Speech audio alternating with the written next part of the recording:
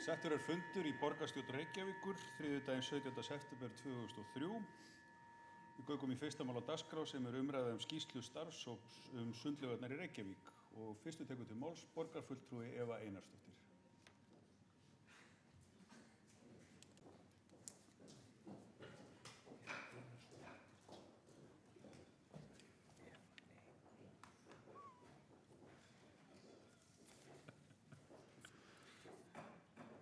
Kæri forseti, kæru borgarfulltrúar og kæru borgarar sem gætu verið að hlusta eða horfa jafnvel. Við eigum sögur langt aftur þar sem sund dyggð og nægir þá að nefna Drangeyjarsund Grettis Ásmundarsonar og sund Helgu Jarlsdóttur sem í Sturlunga á Harðarsögu á að hafa sinnt með 4 ára son sinn á bakinu úr Geirshólma í land í Hvalfirði. Eins eru sögur fyrstu sundkennsluna á Íslandi raktar norður til áranna 1821 til 22. Var það Jón Þorláksson Kernestad sem hafði lært sundtök í Danmörku og hóf svo kennslu í Reykjavík árið 1928.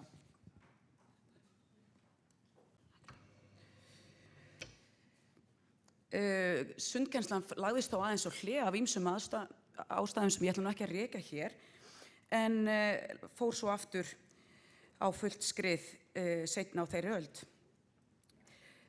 Þetta vil í rauninni árétta því að sund og sundkennsla eru okkur mjög mikilvæg. Fyrsta steypta sundlaugin á Íslandi var gerð í Laugardal við Reykjavík árið 1908 þar sem heitu vatni úr þvottalaugunum var veitt í laugina og köldu Gvendarbrunnunum. Og eftir því fjölgaði byggingu sundlauga mjög svo mikið. Og á árunum 1941 til 50 voru laugarnar orðnar alls 44 á landinu. En að deginum í dag, fyrir 1,5 ári síðan, eða þann 19. janúar á fundi borgarráðs, var skipaður starfshópur. Hann átti að móta framtíðarsýn fyrir sundlaugarnar í Reykjavík til 20 ára, þar með talin forgangsröðun í nýframkvæmdum, uppbyggingu og viðhaldi og einnig yrði að leiðarljósi framtíðarsýn og lífsgæði borgarbúa og sérstæð Reykjavíkurborgar eins og tækifæri sem áfangastaður ferðamanna.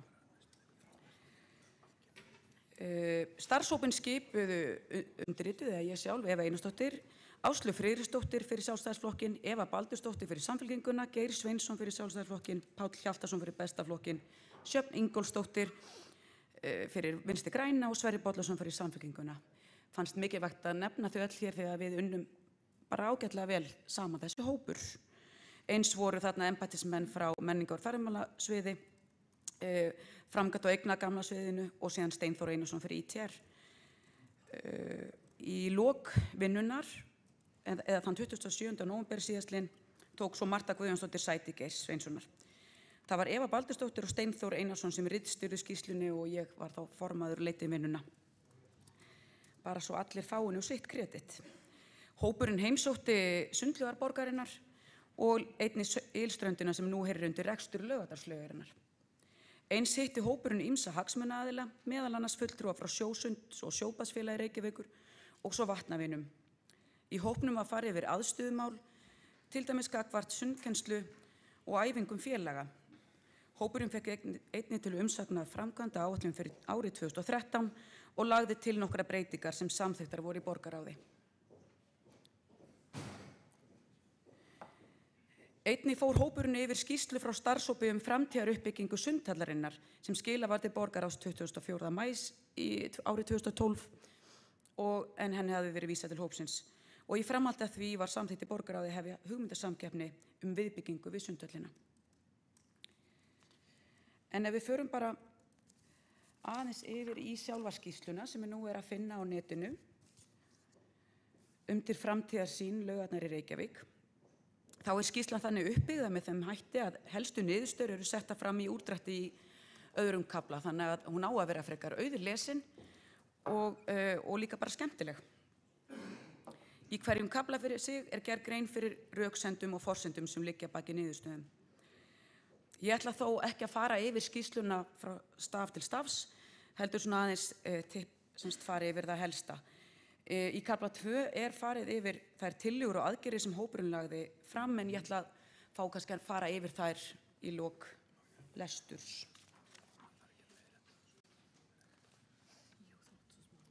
Nú, ef við förum aðeins í framtíðarsýn hópsins, sem talaður í 3. kafla, þá kemur þar fram, eins og við höfum oft talað hér í borgarstjórnarsal, sem utan hans, að fyrir utan lýðheilsugildin, sem við væntanlega erum öll sammála að þá séu sundlaugar, hjartakverfa, samkomustaður sem fólki þykir vænt og hefur oft mikla meiningar Þegar horft til framtíðar koma meðal annars þessi atriði upp. Að hugsa sé bætt aðgengi fatlaðra, að hver laug hafi fjölþætt hlutverk í sínu hverfi, að laugarnar séu umhverfisvænar, að hugtakið laug verði útvíkkað og leita nýrra leiða til að njóta heita vatnsins, að aðsókn ferðamanna, meðal annars með því að auka aðsókn ferðamanna, meðal annars með því að auka samræmda markaðssetningu á innlendum og erlendum markað og að upplýsingamálum verði komið í fastari skorður. Þótt að sjálfsögðu séu mjög margt gott í þeim málum að þá töldum við oft og tölum í hópnum að samstarf til dæmis milli sviða, þar að segja menningar- og ferðamálaráðs og svo íþrótta- og tómstundastarfs mætti vera markvissara þegar kemur að því að monta okkur og auglýsa sundlaugarnar. Hópurinn var samstiga að það væri mikilvægt að laugarnar fengi að vera ólíkar. Haldið væri í uppruna þegar farið í viðhald og endurbætur og skoða sé samspil náttúru og útisvæðis. Gott dæmi Árbæjarlaug, þar sem hægt að horfa yfir í Elliðaárdalinn, þar sem að náttúran og laugin verða að einu. Og nú til dæmis ef við horfum til nútímans að þá þar sem standa yfir endurbætur í Vesturbæjarlaug, þá erum við að reyna að taka tillit til þess, meðal annars með því að opna hluta af grindverkinu eða skjólvegginn sem umlíkur sundlaugina. Og þetta viljum við skoða betur í öllum laugum.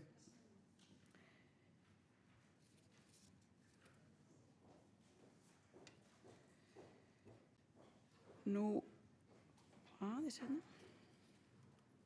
Eins og ég kom fram að þá viljum við að laugarnar haldi sínum einkennum og til dæmis mikilvægt að hver laug hafi fjölþætt hlutverki í sínu hverfi því að laugin jú leikvöllur fjölskyldunar, sundrein íþróttamannsins, áfangastaður ferðamanna og svo framvegis. Þetta líkamsrækt, þetta slökun og þetta svo margt meira og litlu ungu börnin okkar taka jafnvel sín fyrstu sundtök í laugunum. Þannig að laugarnar eru svo breyttar, þar að viðhorf til lauga svo breytt frá því sem áður var, þar sem að þær voru eingöngu meira eða minna ætlar til kennslu og þar að læra sundtökin sjálf.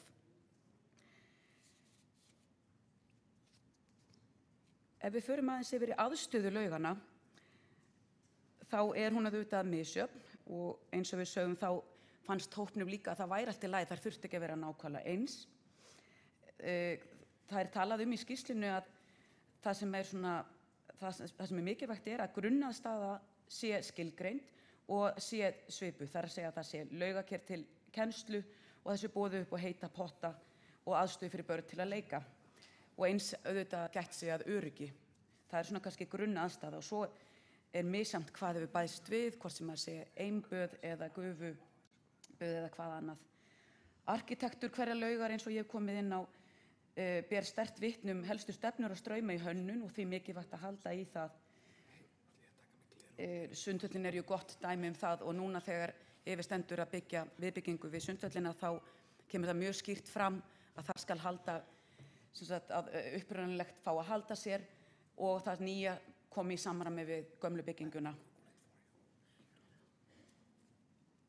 Nú, í aðstöðu lauga þá nefni ég hér, við erum að nefna Ylströndina líka við nefnum hana oft með laugunum okkar því að Ylströndin alltaf að verða vinsælli áfangastaður bæði yfir sumartíman og einnig í Sjósundi sem að bara frá 2 árum þá erum við búin að bæta bæði aðstöðu þannig að núna getur líka sjósundfólk farið þarna nánast á hverjum degi í hádeginu og þetta tekir bara mjög flott og til fyrirmyndar og við erum að vinna þetta vel í samstarfi við sjósundsfólk og nú ef við horfum til Kaupmannahafnar, það komið inn á þetta í skýrslunni, að þá hafnarböð líka að ríða sér rúms og mjög vinsæl núna í Kaupmannahöfn og ekki tala nú þegar veðrið lék svona við okkar frændur í Kaupmannahöfn.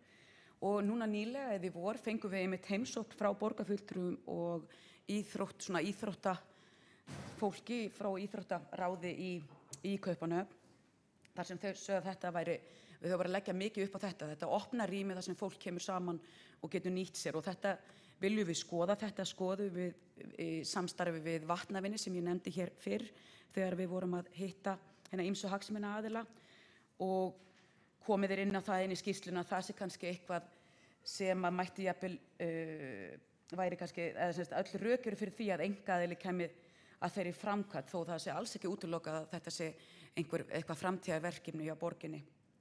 Þannig samt gaman að segja frá því, af því ég er að nefna heimsókn borgarfulltrúa og fólk sem vinnur að íþróttum í Kaupmannahöfn, að sundlaugar þar eru, og eins og við kannski þekkjum, þetta eru mestmegnis innanhúslaugar sem eru frekar lítið notaðar, og það sem kom okkur svo óvart var að flestar laugarnar eru til dæmis lokaðar á laugardögum í Kaupmannahöfn, og þetta fannst okkur mjög forvitnilegt, og þess vegna svo mikilvægt að við sem að hitta samstarfsaðila frá öðru löndum, þar sem við bendum auðvitað réttmætilega á að allavega fyrir okkur að þá eru laugarnar mikið fyrir fjölskyldur og mikill fjölskyldustaður, og auðvitað þá mjög mikilvægt að helgarnar taki tillit til þess, þar sem að foreldrar og bara margir að vinna á virkum dögum. Þannig að okkur fannst þetta dálítið merkilegt að höfðu ekki til fólks að fá það í sund.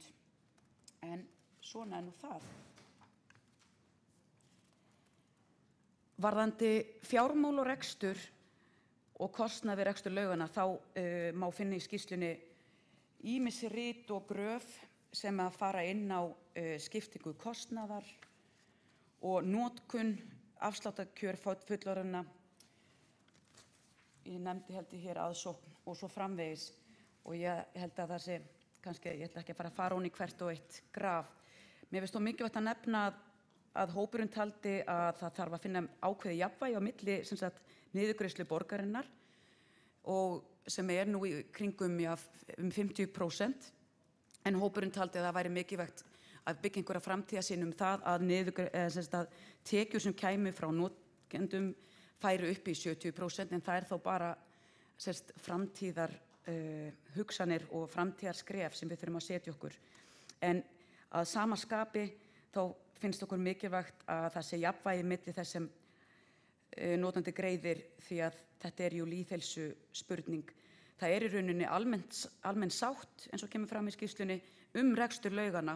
Rekstur laugana jú ekki hluti að lögbundinni þjónustu, það að segja undanskilinni sundkennslu, en staðreyndin jú þannig að á Íslandi hafa sveitarfélögin í rauninni annast rekstur sundlauga, og það að segja sundlaugarnar þá að stærstum hluta reknar fyrir skattfé. Og eins og ég segi, það almenn sátt það, því að þetta okkur hjartans mál, og í rauninni held ég rétt eins og fólk lítur á skóla og annað, og skóli jú vissulega grunnþjónusta, að þá allavega það þannig á Íslandi að við lítum á þetta sem vissa grunnþjónustu og stóran hlut í góðri lýðheilsu. Það sem að bæði Íþrótta- og tómstundaráð hefur síðustu ár, þegar fjárhagsáætlun hefur verið gerð, þá hefur ITR að sama skapi sem önnur svið auðvitað þurft að hækka sína gjaldskrár, og þá hefur ITR verið mjög samstiga það að gæta að hinum notkanda sem að notar sundið mikið, þar sem þeir sem að kaupa áskort, og einnig höfum við reynt að standa vörð sérstaklega börn, og það í rauninni kannski stakagjaldið sem hefur helst verið það sem hefur hækkað hvað mest ef við horfum í prósentur ári til árs. Þannig að okkur mikið í mun það að halda, standa vörð það að fólk geti nánast stundasund allan ársins hring, og það ekki að koma niður á þeim sem að mikinn hafa áhuga á.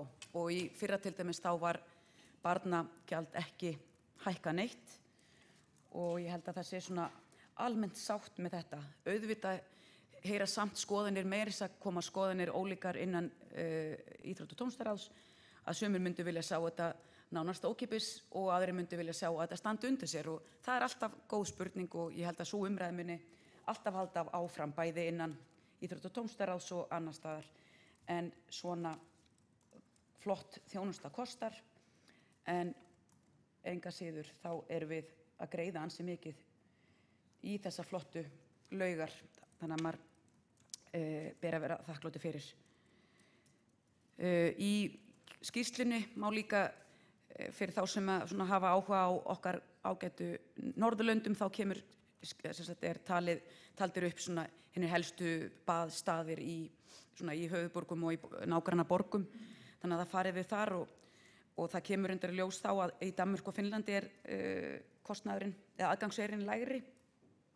Þótt þess ekki farið beint ofan í það, kannski eins og ég nefndi hérna áðan að það ekki verið að opna laugarnar í Danmörku og kannski ekki lýsir það sér eitthvað í aðgangseyri, en yfir það heila bæði þegar horft til nágrannasveitarfélaga og hér að þá erum við ansi í Reykjavík bara ansi á réttlátum stað og eitthvað segir mér að sum sveitarfélög hafa lítið verið að hækka kannski síðust ár, en ég held að það stefni í það að til að geta haldið sem rekstur áfram þá þurfa þið að fara út í það.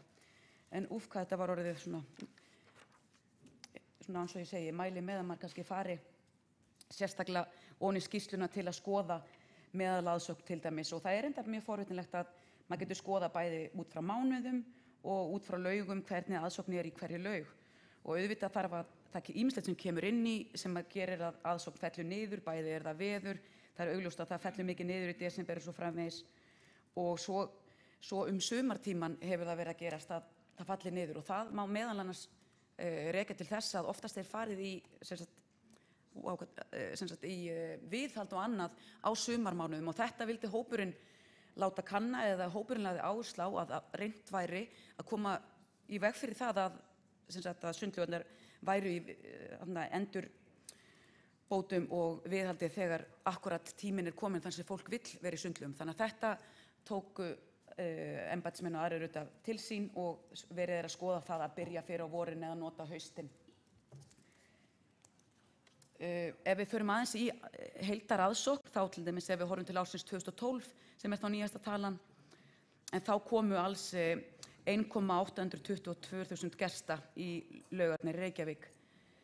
Árið 1998, ef við förum tilbaka, þegar nýjasta laugin var tekin í notkun, það Grafarvogslaug, þá voru gestir rúmlega 1,5 milljón. Þannig að í rauninni það kom mér á óvart og kom í rauninni okkur í hópnum óvart að þetta er í rauninni ansi lítil hækkun, það að segja 300.000 gesta. Þannig að þetta finnst okkur að þurfa að skoða, og eins að auðvitað það ennþá pláss til að fjölga gestum, og við höfum skoðað líka hvernig á að fjölga í aðra laugar hverfana, tengja þær saman við söfn og annað sem að finna í öðrum hverfum, því auðvitað gefur það augljóst að kannski flestir ferðamenn að fara í miðsvæðislaugarnar, það að segja Sundhöll og Laugardalslaug og svo einstaka aðra laug. Þannig að við viljum skoða hvernig getum við fjölgað á þessa staði. Afgreiðslutíma getum við líka rætt hér endalaust, og það heyru allavega borgarfulltrúar og heyri stundum í laugum að fólk myndi svo sannarlega vilja óska þess að opnunartími væri sá sem áður var. Nú ætla ég ekki að fara neitt aftur í eitthvað sérstakt ár, en vissulega hefur hann styðst. Þó samt Reykjavík með einna lengstan afgreiðslutíma lauga miðað við önnur sveitarfélög, og með eina laug sem þá opin alla daga til 22 eða til 10 á kvöldin. Og opnum eins snemma, þannig að tíminn rúmur til að fara, og þegar á sínum tíma eftir 2010 þegar þurfti virkilega að breyta opnutíma og spara hjá laugunum, að þá var mikið horft í aðsóknartölur. En auðvitað ég held að við getum öll verið sammála að við myndum vilja hafa þær lengur opnar, en það margt annað sem okkur langar líka að gera í þessu ágæta lífi. Og ITR hefur þetta reglu upp á borðinu, og núna til dæmis í sumar reyndum við að mæta fólki með því að frá 1. júní til 1. september þá jukum við aðeins við tíman þá sérstaklega helgar, og ég veit að það vakti lukku, og ég veit ekki betur en að pólitísku vilji sé til að það standi áfram, haldi áfram. Nú ýmis jaðarþjónusta eða hliðarþjónusta auðvitað við laugarnar. Það ekki lengur eins og ég nefndi hér áðan einungis til að koma að synda. Þar fer fram ungbarnasund, þar fer fólk í sjúkranudd, kajaknámskeið þar haldin, vatnsleikfimi og líkamsræktarstöðvar reknar af þriðja aðila í samstarfi og það hefur gefist mjög vel. Mér langar líka mjög að nefna að fólk oft veit ekki af því en Íþrótta- og tómstundaráð að leggja alltaf 10 milljónir á ári í það að veita íþróttakennslu og sundkennslu fyrir eldri borgara, þeim jafnvel að kostnaðarlausu og það fer oft lítið fyrir þessari þjónustu sem mjög jákvæð og að finna í mörgum lögum, þannig að það mjög margt jákvæð til það og svo þetta. Já, það bara tíminn minn að vera búinn, þannig að það var leitt. Kannski kem ég bara aftur upp á eftir og lesi fyrir ykkur góða sögu og ég hlakka bara til að heyra það sem aðrir góðir hafa sundlaugarnar okkar að segja. Þá hefur borgarfulltrúi Eva Einarsdóttir lokið máli sínu. Forseti vill leiðrétta sjálfan sig því í upphafi fundar sagði hann greinilega í einhverju fortíðarhyggju að í dag veri þriðjudagur 17. september 2003. Hið rétta að í dag 17. september 2013. Biðst forseti afsökunar á þessu misskilningi. Vona að enginn hafi hlotið mein af. En næstu tekur til máls borgarfulltrúi Kjartan Magnússon.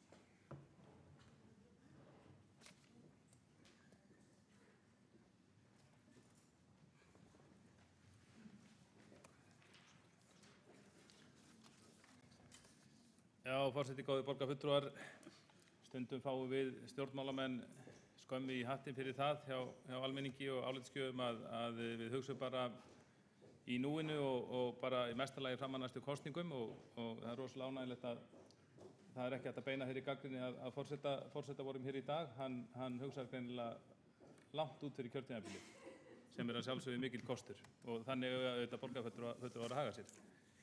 En það málefni sem ræðum hér í dag, það snertir líka mörg kjörtímabil. Það var víða komið við í ræðu ágæts frummælanda hér áðan. Eva Einarsdóttir borgarfulltrúa, hún fór yfir þessi sundlaugamál í fortíð en líka til framtíðar eins og á að gera og fjallaði skýrslu starfshópsins sundlaugarnar. Þetta hefur þessi skýrsla og tillögurnar sem fylgja henni hafa verið svona í deiglunni stærstan hluta kjörtímabilsins og þegar maður lítur yfir skýrsluna þá sér maður að hún að mörgu leyti góð. Það mikill fróðleikur það dreginn saman og svo koma tillögur og aðgerðir. Og við getum að sjálfsögðu fallist á margar þessar tillögur við sjálfstæðismenn, margt í þessari skýrslu sem gott. En þó líka ýmislegt þarna sem við gátum ekki algjörlega tekið undir og þá vil ég helst nefna þessar tillögur næstu aðgerðir. En það fylgdi þarna við fjárfestingaráætlun tillaga hópsins og það komu síðan 7 verkefni sem talin upp.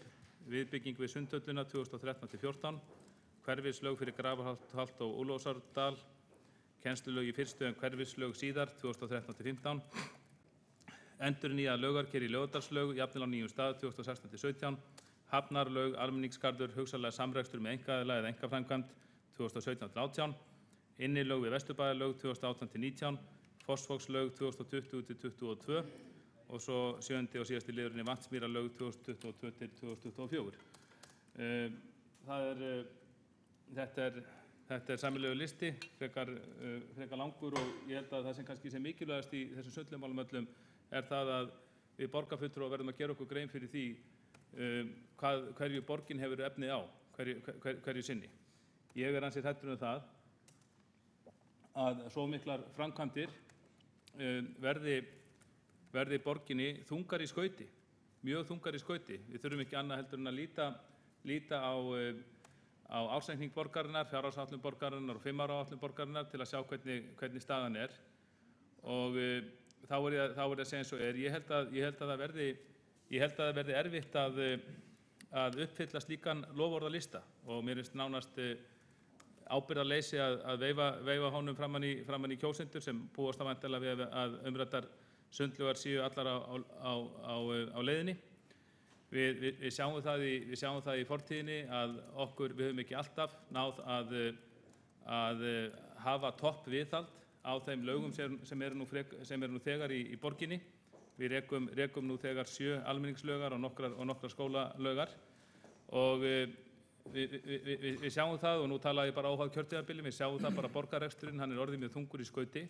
Borgin hefur tekið að sér gífurlega mörg verkefni sem áhöldur eru hvort hún geti sinnt almennilega, til dæmis viðhaldi. Og eitt af því sem við höfum séð undanfarin ára það að viðhald á laugunum var ekki nógu gott. Eitt af verkum þess meirihluta sem nú situr var að setja mikinn kraft í viðhald sundlaugana og það var samkomulag það milli meirihluta og minnihluta, og ég held að meirihlutin eigi bara þakkir skildar fyrir það verk. En það eru bara svo mörg önnur viðhaldsverkefni sem sitja á hakanum hjá borginni. Við sjálfstæðismenn höfum að undanförnu verið að fara í heimsóknir í grunnskóla og leikskóla borgarinnar, skoða íþróttamannvirki og fleira. Fara yfir þennan rekstur, fara yfir þessi mannvirki sem flestir myndu vilja telja til grunnþjónustu. Og þar verður bara að segja eins og að staðan ekki góð og ýmis mannvirki hafa drabbast niður á undanförnum árum. Og þarna tala ég óháð meirihlutum og kjörtímabilum. Að það hefur ekki einfaldlega verið nógu mikil áhersla lögð á viðhaldsframkvæmdir í borginni almennt. Ef til vill of mikil áhersla á nýframkvæmdir, og þess vegna ég ekki viss og tel mjög vafasamt við núverandi aðstæður að borgin hafi hreinlega efni á að leggja svo miklar áherslur á ný og glæsileg mannvirki, þó að það sé vissulega, ég taki til það er vissulega, þó ég hef náttúrulega prófað það sjálfur, það örugglega vissulega mjög gaman að taka skóflustunguna nýju mannvirki og sjá það rísa. En ég held að við höfum fyrst að hugsa að hafa gömlu mannvirkin í lagi. Og svo má það líka segja það að það eru margar sundlaugar í Reykjavík og höfuðborgarsvæðinu. Ég efast að nokkur önnur borg í heimi hafi jafn margar sundlaugar á jafn litlu svæði, eða að minnsta kosti það sem jafn fáir búa. Þetta þekkja Reykvíkingar, þeir fara gjarnan í önnur sveitarfélög í glæsilegar sundlaugar þar. Við sjáum að sveitarfélög í kringum okkar vinasveitarfélög, þau hafa sum hver lent í vandræðum með uppbyggingu og rekstur sundlauga, og þó hefur tekist að halda rekstrinum hjá okkur að mörguleyti hagkvæmum, vegna þess að við erum með 7 laugar í 120.000 manna sveitarfélagi. Það eru til sveitarfélög sem eru kannski bara 4.000 manns og eins og Ísafirði sem eru samt að reka 4 laugar. Við sjáum hvað það er erfitt. Þannig að ég held að ef maður horfir raunhæfum augum á þetta, þá verði niðurstaðan frekar sú að við reynum að gera vel við þær laugar sem við eigum, reynum að halda þeim vel við, reynum að gera þær skemmtilegri. Ég veit ekki hvað við höfum efni á að fara út í margar nýjar og glæsilega laugar. Og mér finnst líka athyglisvert að sjá þegar svona skýrsla er lögð fram sem er að mörguleyti vönduð, þá hefði ég viljað sjá, fyrst að það var farið út í það að gera fjárfestingaráætlun, þá hefði ég viljað sjá fjárhagsáætlun með fjárfestingaráætlunni. Það er mjög hollt fyrir pólitíkusa þegar þeir hafa svona skemmtilega lista fyrir fram að sig. Misskiljum ekki, þetta er mjög skemmtilegu listi, það er mjög gaman að fara út í svona verk. Þá held ég að það sé mjög efinu góð að þarna fylgi með svona kannski ónákvæm kostnaðaráætlun, eða hvað menn sjá fyrir sig þetta muni kosta. Því að ég er viss að ég sé hérna hvert verkefni að fætur öðru sem verður ekkert undir 1.000 milljónum króna. Og þá spurningin, höfum við efni á því að fara út í mörg verkefni sem kosta kannski 1.000 milljónir króna eða meira. Það er ekki endalaust hægt að láta Eignasjóð borgarinnar taka skuldabréf sem falla 2054 og láta barnabörn okkar borga. Nú, ég vil þó segja það að á þessu lista þá er eitt mannvirki sem ég held að sé alveg ljóst að liggja á. Það er hverfislaug fyrir Grafarholt og Úlfarsárdal. Það er kunnari frá þurfa að segja að þessar laugar sem eru þarna austamegin við, þær eru mjög vel nýttar og anna ekki í þeirri þörf eða þeirri notkun sem á þær eru settar. Við sjáum það bara í skólasundinu. Síðast ég vissi þá var verið að undirbúa það að börn úr eystri hverfum borgarinnar. Þau fara í skólasund í Mosfellssveit, eða Mosfellsbæ, og allt gott það að segja, gott að geta átt í nánu samstarfi við okkar góðu granna Mosfellinga, en þetta segir okkur engu að síður það að efst á listanum ætti að sjálfsögðu að vera hverfislaug fyrir Grafholt og Úlfarsárdal, og hún ætti að vera fyrir ofan viðbyggingu við Sundhöllina. Og svo verður bara gaman að vita ef ekkur hefur það, hvort að það er formaður ITR eða borgarstjóri eða formaður borgarráðs sem hafa svona kannski bara hafa einhverja hugmynd hvað þessi verkefni mynd kosta. Þá er það mjög hollt fyrir okkur borgarfulltrúa að vita af því. Nú, en það er ljóst að spennandi tímar eru framundan, og ég segi það ekki að sum þessara verkefna gætu vel rúmast innan, gætu vel komist að stað í samstarfi við einkaaðila, eins og dæmir erlendis. Það er langt síðan, það er sérnum 10 ár síðan við sjálfstæðismenn lögðum fram hugmyndum innilög við Vesturbæjarlaug, og menn sáu það þá fyrir sér að það væri svona verkefni eins og hefur verið reynt. Það er byggt hús í samstarfi við einkaaðila eða með einkaaðila, og það er líkamsræktarstöð á annarri hæðinni og laug síðan á hinni. Það má leika sér með þetta á alla vegu, og ef vel er staðið verki þá sáum við að það er hægt að spara skatt fyrir en veita samt góða þjónustu. Og ég sé reyndar á þessu lista, það er gert ráð fyrir í svokallir hafnarlaug að það verði hugsanlega samrekstur með einkaaðila eða einkaframkvæmd, og sjálfsögðu skulum við horfa á allt slíkt með jákvæðum augum. En ég sagði hér áðan að það er margt gott verið gert á kjörtímabilinu í viðhaldi sundlauga, og það er alveg rétt. Mér finnst mjög ánægjulegt að þau verkefni sem þar hlutu framgang. Við sjálfstæðismenn gerðum þó athugasemd við það að í stærstu laugin okkar, eða kannski flaggskipinu sem sumir segja, sem er Laugardalslaug, þar fannst okkur aðeins byrjað á röngum enda. Árum saman, ef ekki áratugum, þá hafa sérfræðingar varað við því og bent á það að það sé æskilegt að fara sem fyrst í endurnýjun á laugarkeri Laugardalslaugarinnar, þessar glæsilegu laugar, mjög stórt laugarker. Þetta er stór 50 metra laug og sennilega stærsta eða næststærsta laugarker á landinu.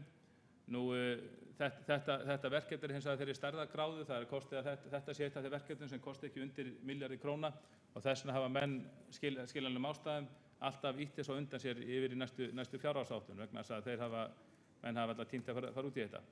En fyrir nokkrum árum þá var okkur sagt að í Íþrótta- og tómstundaráði að það var ekki hægt að bíða öllu lengur, og bjuggust við því að þetta er verkefni sem eru farið á þessu kjörtímabili, og það voru settir miklir fjármunir í viðhald sundlaug á þessu kjörtímabili, en það var ákveðið að bíða með þetta verkefni, og það voru hins vegar ákveðið að taka þarna ýmislegt annað í gegn, búningsklefa, bakka og fleira, þannig að svona ytri umgjörðin var bætt og gerð falleg, sem vissulega sem er bara ágætt mál. En við sjálfstæðismenn bentum á það að við teldum að í þessu tilviki þar hefði verið betra að byrja á grunninum, byrja semst á laugarkerinu og að laga það. Að sjálfsögðu vonumst til að verði ekki tjón þarna af, og það verður líka að fylgja hér með sögunni að sérfræði álitin þau hafa nú svolítið stangast á í þessu máli, en okkur fannst allan til þess að hafa vaðið fyrir neðan sig, þá hefði átt að byrja þarna á réttum enda. Nú, síðan á kjörtímabili þá var starfandi þessi hópur sundlaugarnar. Það var svolítið sérstakt hvernig sá hópur var skipaður. Við sjálfstæðismenn lögðum til að fulltrúar skóla- og frístundaráði og velferðarráði tækju einnig sæti í þessum starfshópi, ekki síst af því að skólasund er mikilvægur þáttur í starfsemi sundlauganna, einnig sund á vegum eldri borgara.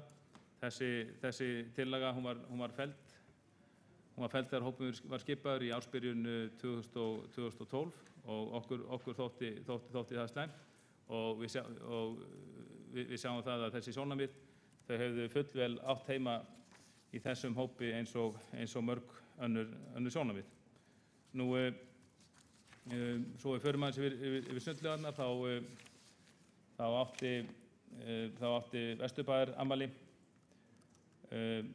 átti stórafmæli á kjördæmabilinu, hún átti 50 ára afmæli og það kom að sjálfsögðu til tals að bæta laugina í tilefni af þessu afmæli og því miður var tillögu okkar sjálfstæðismanna hafnað að sérstakur starfshópur yrði skipaður vegna framtíðarskipulags laugarinnar og við sáum fyrir okkur að þessi hópur myndi fjalla annars vegar bara laugina almennt og líka um hugmyndir sem þarna hafa verið um að bæta Sundlaugartúnið við Vesturbæjarlaug sem svona að sumu leyti ósnortið svæði í Vesturbænum eða minnst hægt að þróa það verulega og við töldum hópurinn ætti að fjalla þetta, hann ætti að fjalla hugmyndir viðbyggingu í Vesturbæjarlaug með inni sundlaug og líkamsræktarstöð og sérstaklega fjalla ólíka valmöguleika vegna staðsetningar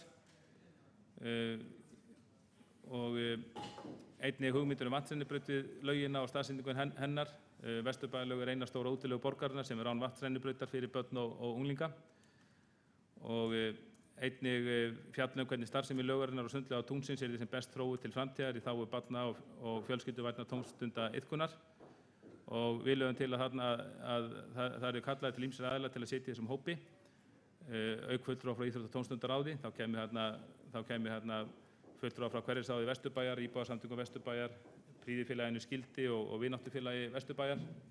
Vináttufélag Vesturbæjar Mímir hefur verið mjög virkur einmitt í að fjalla Vesturbæjarsundlaug, safnaði þar fór í frægasöfnum vegna fiskabúrsins.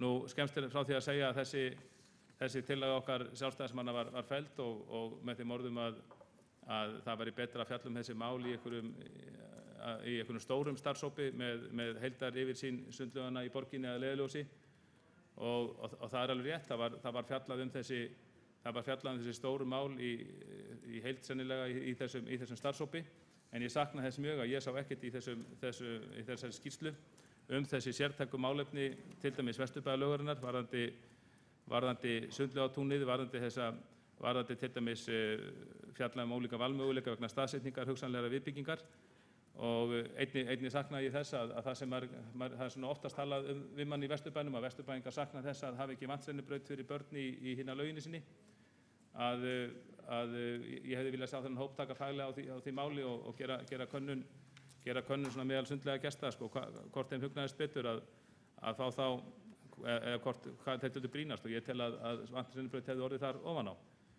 Nú en meirihluti var ekki tilbúin að fara í samráð á þessu leyti. Nú eru reyndar verið að grafa ágæta potta í Vesturbæjarlaug og ég vil ekki vanþakka það, ég held að þeir komi mjög vel út en ég hefði viljað sjá staðið öðruvísi að þessu. Og líka var það nefnt þegar tillaga okkar sjálfstæðismanna þennan sérstaka starfshóp Vesturbæjarlaug var felld og það samráð sem við sáum fyrir okkur með þeim hætti var þar meðal kæft eins og ég sagði áðan, það var gert með þeim orðum að það dætti ekki að vera einhverjir sérhópar en ég veit ekki betur en að síðan að þessi tillaga okkar var felld þá hafa verið skipaðir að minnsta kosti 2 sérhópar til að fjalla sundlaugarverkefni í borginni. Ég man ekki betur en að sérhópar hafi verið skipaðir sundlaugarverkefnið í Fossvogi sem fróðlegt er að sjá hvort þeir eru að veruleika og ég man ekki betur en að sérhópar hafi líka verið skipaðir sundlaugarverkefni við Sundhöllina. Þannig að það er ekki sama hvaða greinilega sundlaug verið að fjalla þegar það kemur að þessu samráði við íbúa og vinna mál áfram í sérstökum hópum. En svona er þetta nú og hins vegar held ég þegar maður lítur svona yfir kjörtímabilið í heild þá held ég að getum alveg sagt að svona í heildina höfum við hafa margar sundlaugar í borginni batnað. Ég held að gestir séu í kringum 2 milljónir sundlaugargesta á ári sem hlýtur að vera mjög gott með að við stærð og fjölda í sveitarfélaginu. Túristar eru mjög hrifnir af sundlaugunum okkar og bera þeim vel söguna. Þannig að ég held að framtíð þessa málaflokks sé svona í stórum dráttum björt. Ætla að lokum minnast á eitt verkefni sem ég tel mjög mikilvægt að fá framgang og það er líkamsræktarstöð við Breiðholtslaug. Við sjálfstæðismenn lögðum fyrir nokkrum árum fram tillögu það að það er ráðist í verkefni merkjanalóð Breiðholtslaugar stæði fyrir skipulag fyrir byggingu sem væri þar og þar væri hægt að reka líkamsræktarstöð með lauginni. Þessi tillaga fengi mjög góða viðtökur í Breiðholti og það var skoðað á sínu tíma að fara með þetta í kjallara Breiðholtslaugarinnar. Hann var ekki nógu stór og málið var svona frekar fannst mér á hagagangi á fyrri hluta kjörtímabilsins en það nú eftir sem ég best veit á góðum skriði. Þannig að ég geri mér vonir það að innan skamms þá verði, þó maður sjáu það ekki í þessari fjárfestingaráætlun, þá rísi slíkt hús við Breiðholtslaugina og sjálfsögðu æskilegast ef það geti verið í samráði við einkaaðila, annaðhvort að þeir byggi þetta fyrir okkur eða þá að við byggjum þetta og þeir borgi leiguna. Það er bara útvarslaatriði en ég sannfærður að það er í góðu markaður og forsenda fyrir rekstri líkamsræktarstöðvar í Breiðholti.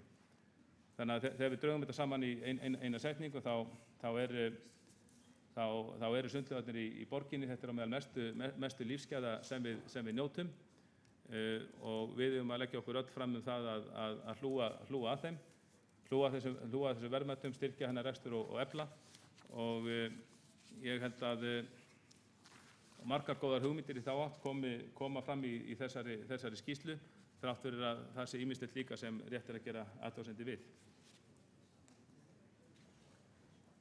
Þá hefur borgarfulltrúi Kjartan Magnússon lokið máli sínu og næst tekur til máls borgarfulltrúi Sóley Tómasdóttir.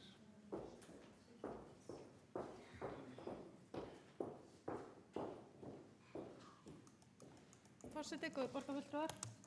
Gaman að sjá hversu fundirnir virðast einhvern veginn vera að verða effektífari eftir að við tókum upp ný fundarsköp þar sem að fólk má tala styttra. Ég held að þessi bara til hins betra. Ég ætla sjálf að vera stuttorð, ætla ekki að fara í neitt löngu máli yfir þessa skýrslu þannig séð. Það fer svolítið eftir ráðum hvernig við Vinstri græn höfum verið að hafa skoðanir á þessu, eðlilega. Það er kannski bara misjafnt eftir ráðum stemningin í ráðunum er kannski bara misjöfn og misjafnt hvað þarf að laga eða bæta með tilliti til þeirra sjónarmiða sem þar eru. Nú, það sem ég vil segja er að almennt er skýrslan góð. Það er mjög gott að þessi hópur gat unnið saman í tiltölulega mikilli sátt og samlyndi þó kannski hafi eitthvað slest upp á vinskapinn hann undir lokin. Það koma fram mjög mikilvægar upplýsingar í skýrslunni sem var gaman að fara yfir og fróðlegt að hafa og gott. Eins sakna ég þó og sérstaklega í framhaldi af tilraunaverkefni sem farið var í hjá ITR vegna kynjarar fjárhags- og starfsáætlunar sem var að telja sundlaugagesti eða sem sagt skoða kynjahlutfall sundlaugagesta. Og af því tilefni langar mig til að segja örstutt á sögu vegna þess að það upplýsingar sem skipta máli og ég meina það eiga bara allar opinberar upplýsingar að vera kyngreindar lögum samkvæmt og okkur ber að gera það og það hefði þurft að gera það í þessari skýrslu og það verður náttúrulega að halda áfram með verkefnið sem að þarna var farið af stað með. Nú, það hlógu margir þegar að það verkefni var sett af stað og ekki síður þegar að niðurstöðurnar urðu ljósar og það voru sem sagt fleiri kallar heldur en konur sem að fara í sund eða sækja sundstæði borgarinnar. Mörgum fundist þetta óþarfa upplýsingar og eitthvað sem við ættum nú að eða tíma okkar frekar í að gera eitthvað, mörgum fannst við frekar eða tíma okkar í að gera eitthvað mikilvægara. Engu síður gerðist það þó stuttu seinna að Laugardalslaug, búningsklefarnir í Laugardalslaug voru teknir til endurnýjunar eða endurskoðunar eða viðgerðar. Og á meðan á því stóð var einn búningsklefi í Laugardalslaug og honum var skipt í tvennt, það var kallar og konur. Kallarnir voru með að mig minnir 15 sturtur á meðan konurnar voru með 8. Þetta var gert með vísan í niðurstöðurnar úr þessari kynjuðu úttekt. Það voru svo fleiri kallar sem sækja sundstæðina, eðlilegt að það séu fleiri sturtur í kallarklefanum. Þá gleymdist aftur á móti að taka allavega 2, ef ekki fleiri mikilvæga þætti inn. A, þann að konurnar eru í flestum tilfellum með börnin. B, konur eru með mun síðara hár heldur en kallar og taka lengri tíma í sturtu. Þetta tvennt skipti í alvörunni sköpum og það var þannig að biðraðirnar sem að mynduðust eftir sturtunum í Laugardalslauginni í kvennaklefunum náðu eiginlega fram á gang af allsberum konum með börn einhvern veginn hangandi í hárinu. Mjög merkilegt. Kannski full grafískar lýsingar. En allavega, gæti reynda sýningur þetta aftur. Allavega, Við þurfum að kyngreina þá þjónustu sem við erum að veita og við þurfum að taka tillit til þess að karlar og konur búa við ólíkar aðstæður og við erum með mjög afmörkuð og skýr kynhlutverk sem við erum ennþá að fara eftir. Þetta hefði mátt koma fram í þessari skýrslu og við þurfum að vinna áfram að þessu. Nú yfir í afsláttarkjör, ég veit ekki hvort mér tekst að segja marga brandara þau, en þarna verið að fara yfir þessari skýrslu mikilvægi þess að það verði áfram afslættir. Ég á því að við eigum að halda áfram þeirri vegferð sem við lögðum upp með að hafa hjá borginni gjaldskrárstefnu hóp sem að móti gjaldskrárstefnu borgarinnar og þá afslættir sem eru í boði. Að það sé ekki verið í hverjum einasta starfshópi sem settur á laggirnar, í hverju einasta fagráði sem að verið að fara yfir, einhvern veginn verið að finna upp hjólið hvað varðar afsláttarkerfi borgarinnar. Það ekki hægt að við séum sumstaðar með afslátt fyrir eldri borgar og sumstaðar með afslátt fyrir börn, sumstaðar með frítt fyrir börn, sumstaðar borgarbörn og svo framvegis og svo framvegis. Það verður að koma einhverju skikki á þessi mál. Og ég hélt að gjaldskrárhópurinn ætlaði að gera það, en mér finnst hann allavega ekki hafa, og mér allavega ekki orðið ágengara en þetta. Það ennþá verið og meira segja í þessum afmarkaða máli verið einhvern veginn að ávarpa það hvernig afsláttarfyrirkomulag á að vera. Það hafa verið skiptar skoðanir forgangsröðunina í Austurbæ versus Vesturbæ. Sjálf held ég að þetta sé tiltölulega skynsamlegt. Það eiginlega ekki hægt að fara í miklu hraðari uppbyggingu upp í Úlfarsárdal þó að skorturinn á sundlaug þar sé tilfinnanlegur. En ég held að það mál sé allt í býsna góðum farvegi og vona bara að niðurstaða úr hugmyndasamkeppninni þar leiði farsæla lausn til lykta. Nú, að lokum vil ég bara, eins og sannur vinstri maður, vara við of miklum einkarekstri. Það þannig að, og mér finnst ágætt að miða við þá reglu, það sem ekki má fara á hausinn á ekki að vera rekið af einkaaðila. Ef við förum út í samstarfi einkaaðila það að koma á laggirnar einhvers konar sundlaug, ég tala nú ekki jafnvel glæsilegri sundlauganella eða einhverju sem við erum ekki að bjóða upp á í dag, og það fer á hausinn, þá lendir það sjálfsögðu á borginni eins og við vitum öll og dæmin sanna. Ég held að við eigum að miða þá þjónustu sem við erum að veita hér við það að hið opinbera veitana. Við erum að tala mjög mikilvæga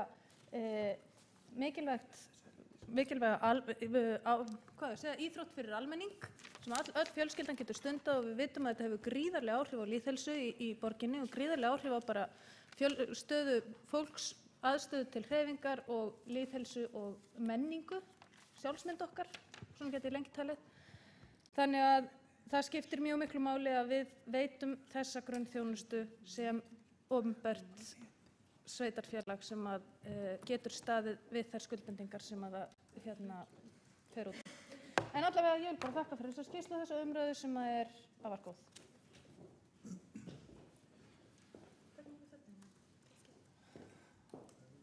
Þá hefur borgarfulltrúi Sóley Tómasdóttir lokið máli sínu og næstur tekur til máls borgarfulltrúi Eva Einarsdóttir.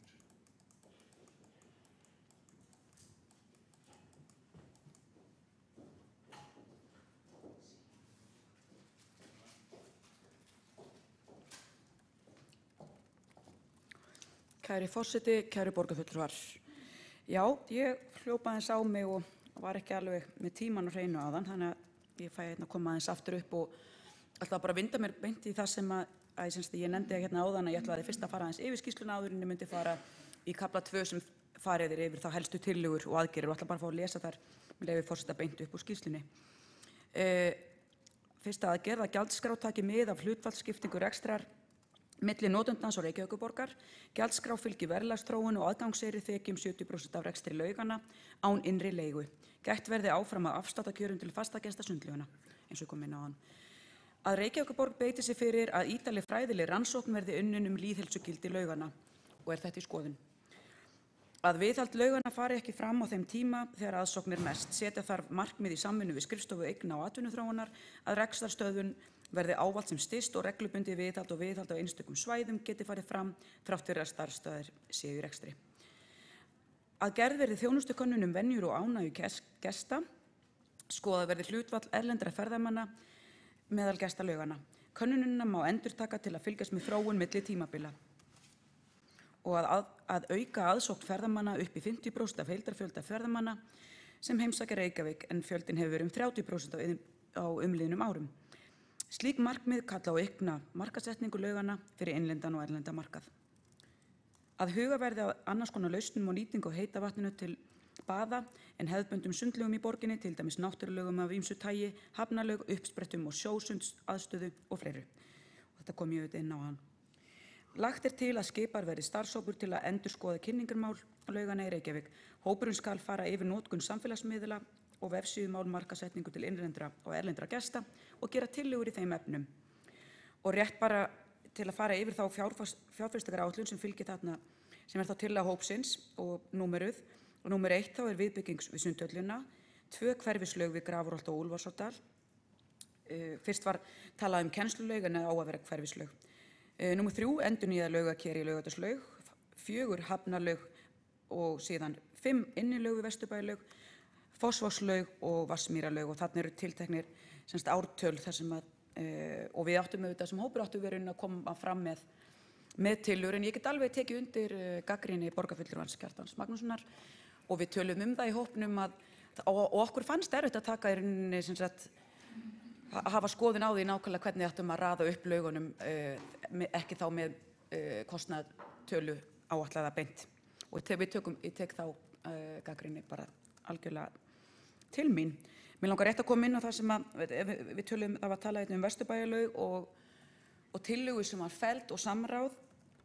Nú, ég get verið sammála það, ég er bara ósammála því að í Vesturbæjarlaug var alveg sérstaklega mikið samráð þar sem komið var upp kassa og fleiri en 100 tillögur bárust sem var farið yfir og í rauninni sjaldan, eða það er ekki alltaf sem við erum að vinna svona vel með notkendum. Þannig að þarna komu margar góðar athugasemdir fram og í hópnum sjálfum til dæmis höfum við þá talað þetta op sem ætti að vera á grindverkinu og það var tekið tillit til þess og sérstaklega þegar fólk fór að hafa samband hvað það varðar.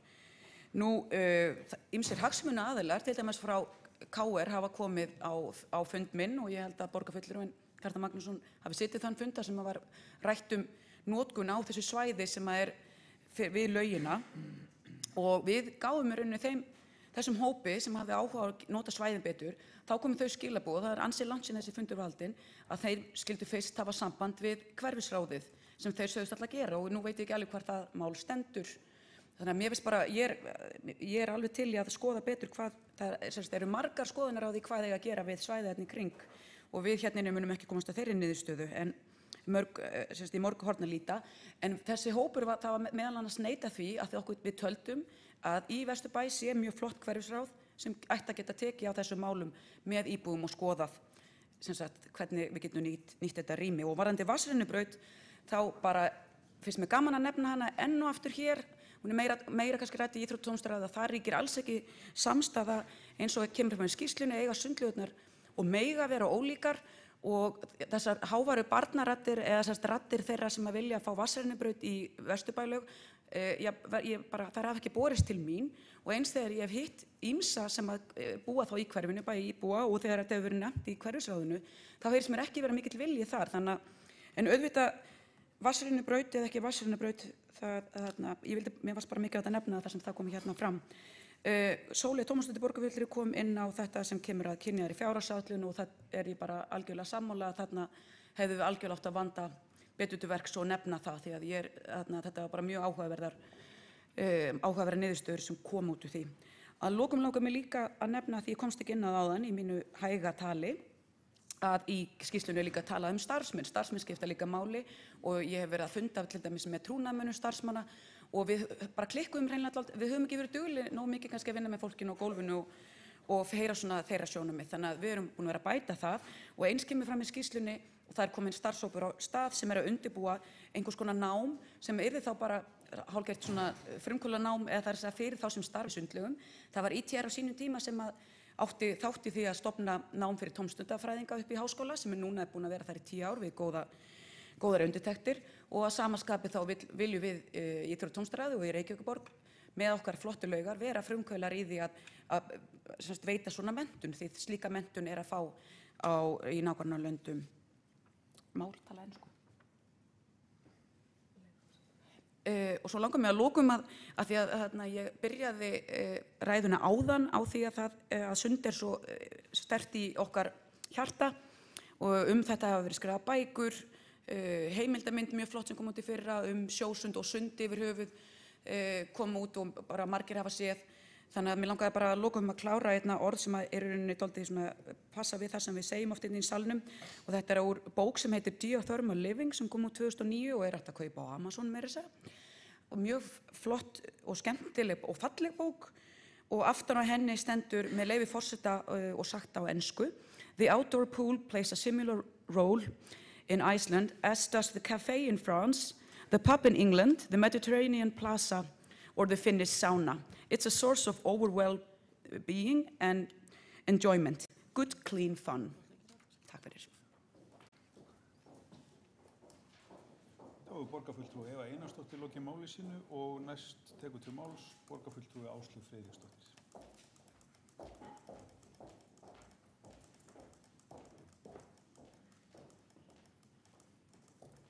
Forseti og borgarfulltrúar. Ég ætla nú bara að byrja á því að þakka fyrir skemmtileg störf í þessum sundlaugarhópi og sömuleiðis skýrsluna. Hún er skemmtileg með fullt af upplýsingum, áhugaverðum og góðum, og á góð samantekt yfir hvernig sundlaugarnar eru reknar, bæði kostnaðinn og fjármálinn og einnig aðsóknina. Og það er auðvitað var búið að koma hér inn á að það er ákveðin framtíðarsýn sem sett var af hópnum og sem vann alveg ágætlega saman, og kannski einmitt eins og borgarfulltrúi Sóley Tómasdóttir sagði áðan, þangað til kannski blá lokin, en þá einmitt kom inn einhver tillaga að við færum að taka afstöðu til þess hvernig þetta stilla upp fjárfestingum í laugum í borginni, og það fannst okkur einfaldlega eiginlega ekki bara eiga að vera inn í þessum hópi, heldur þyrfti að taka annars staðar heldur en þar. Og það var bókuðu sjálfstæðismenn bæði í menningar- og ferðamálaráði og í borgarráði og ég held í skóla- og frístundaráði líka, ef ég man rétt. En auðvitað er það þannig að sundlaugarnar eru einhvern veginn bara, það er svo ofboðslega stór hluti af menningu borgarinnar. Og manni finnst eins og það sé hægt að vinna alveg óendanlega mikið með sundlaugarnar og með hvernig við getum náð til dæmis ferðamönnum hingað og svo framvegis. Og þetta höfum við þetta gert og þetta hefur gerst. Við höfum verið kjörin ein af þeim borgum sem best er að heimsækja til að synda í, ásamt borgum eins og ég held að hafi verið þar í Búlg var ekki, Búdapest, þar sem eru einmitt þessar ofboðslega fallegu stóru miklu laugar. Við höfum einhvern veginn nálægina við náttúruna sem kannski við föttum ekki sjálf hvað er sérstakt, en maður upplifir í gegnum gesti að maður fer með á í sund, þar sem maður situr einhvern veginn og tegir sig bara út í mosann og snjóskaflinn. Þetta finnst þeim auðvitað stórkostlegt og það er það. Og við getum byggt svo mikið ofan á þessa þjónustu, bæði ímyndarlega, menningarlega og allt annað. Og það er auðvitað fjallað þetta þarna í kaflanum jaðarþjónustuna sem mér finnst mjög gott, eins og bara Sinfónían hefur verið að halda kvöld í sundlaugunum. Það hefur verið hægt að hlusta á tónleika á 50-dagskvöldum, eða var hægt í fyrra, held að verið yfir ákveðið tímabil, og margt annað sem var gert alveg óbúslega skemmtilegt. Þær hafa líka komið sterkar inn í alls konar menningarviðburði og það er hægt að gera svo miklu meira af þessu og svo miklu meira skemmtilegra. En það sem að hópurinn var mjög mikið að fást við auðvitað vorum mjög sammála í öllum þessum menningartengdu og svona upplifunar umræðu. Það var gjaldastefnan. Hvernig á að taka gjald af þátttakendum? Hvað er sanngjarnt að hver borgi og hvernig er best að þessi formúla líti út? Og alveg eins og borgarfulltrúi Sóley Tómasdóttir kom inn á hérna áðan, þá vantar okkur alveg tilfinningalega almennilega stefnu í þessum málum. Okkur vantar einhvers konar íbúakort þar sem við getum einhvern veginn tryggt það að þeir sem búi hér fá að njóta þess að þeir eru skattborgarar og hafa lagt í potti sem rekur þetta, og svo borga auðvitað þeir sem sækja laugarnar, sérstaklega líka. En ef við erum að tala útlendinga og heimsóknir Ég veit ekki, það mætti líka ræða þetta milli sveitarfélaga, en það þarf að móta einhvern veginn stefnu þetta og hugsanlega bara í samráði við önnur sveitarfélag. Því manni finnst kannski líka skrítið að fara að segja, já, ert þú örugglega með lögheimili hér? Já, þá borgar þú þetta, annars borgar þú þetta. Og vera með einhvers konar margfalda gjaldskrá, það sé kannski ekki alveg einhvern veginn framkvæmanlegt nema í miklu samráði. En það kom líka í ljós að gjöld ofan í sundlaugar erlendis eru yfirleitt miklu hærri heldur en við erum að bjóða, og við þurfum auðvitað líka að horfa í það, að þetta er alveg þess virði að skoða þetta einhvern veginn og móta stóra og góða stefnu þetta. Reyndar á þeim tíma sem hópurinn var að störfum, þá kom út könnun þar sem gerð var meðal sveitarfélagana notkun á sundlaugum og ánægju með alls kyns þjónustu. Og þá kom það mér á óvart þegar ég las þar að þar voru aðeins 45% borgarbúa sem fara í sund nokkru sinnum á ári eða sjaldnar. Og það eru hátt í 20% sem fara aldrei í sund. Og þetta er auðvitað eitthvað sem maður þarf líka að íhuga þegar maður gerir einhvers konar gjaldastefnu. Hverjir eiga að borga, hvað er sanngjarnt að hver borgi. Ég var mjög ánægð með það að við fórum í gegnum aðgengisumræðu.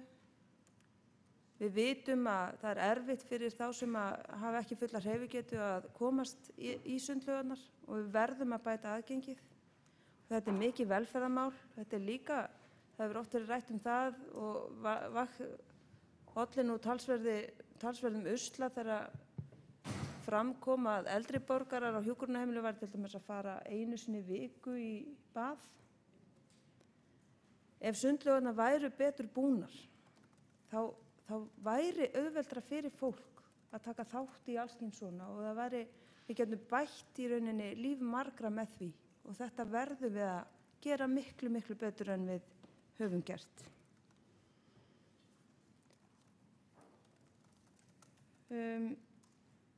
Svo langar mér bara að lokum að segja aðeins að þetta með einkareksturinn sem nú alltaf að koma upp hérna í umræðum alls kyns mál. Það þarf að ræða það og fara í gegnum það hvernig við sköpum traust. Það er ekki eina leiðin að traustinu að reka allt innan borgarkerfisins. Hins vegar verða auðvitað að liggja fyrir þá skýra reglur hvernig eigi að vinna og hvernig eftirliti eigi að vera háttað og hvað þeir borgarbúar sem ákveða að taka þjónustu einkaaðila, hvers þeir eiga að vænta. Eiga þeir ekki að fá sama stuðning og ef þeir væru inn í öðrum kerfum. Þetta þarf líka að ræða. Það er ekki þetta, mér finnst mjög undarlegt að tala það að einkarekstur get ekki gengið og ætti alls ekki að koma þessu við, því hann getur það vel. Það var mjög mikið rætt það að við getum haft miklu fjölbreyttari og skemmtilegri leiðir að upplifun í vatni, ekki bara sundlaugar, heldur bara potta út í bæ og þess vegna bara aðgengi að sjónum með einhverjum heitum pottum og sturtum.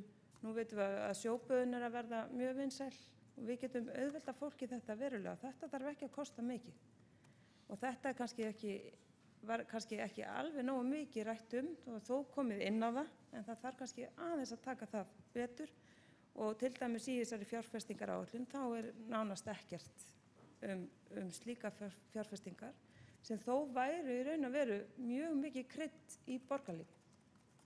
Þannig að það hefði verið mjög gaman að sjá það inn í þeirri áætlun. En mér langar svona að lokum bara að gera grein fyrir því hvað sjálfstæðismenn bókuðu í borgarráði á sínum tíma þegar skýrslan var lögð fyrir. En þá voru menn að gagnrýna það í fjárfestingaráætlunum væri lögð aðaláhersla að byggja útilaug við Sundlaug Reykjavíkur en fara í rauninni ekki í Sundlaug í Grafarholti og Úlfarsárdal sem þó hefði legið fyrir, en þar hefur líka verið ófremdarástand í sundkennslu og svo þarf auðvitað að bera þetta meira undir íbúa. Það þarf að spyrja þá. En ég ætla bara að þakka fyrir þetta starf, þetta var skemmtilegt og bara ég vona að við getum notað þessar tillögur vel og lengi eða vel og stutt. Þá hefur borgarfulltrúi Áslaug Friðriksdóttir lokið máli sínu og næstu tekur til máls borgarfulltrúi Dagur B. Eggertsson.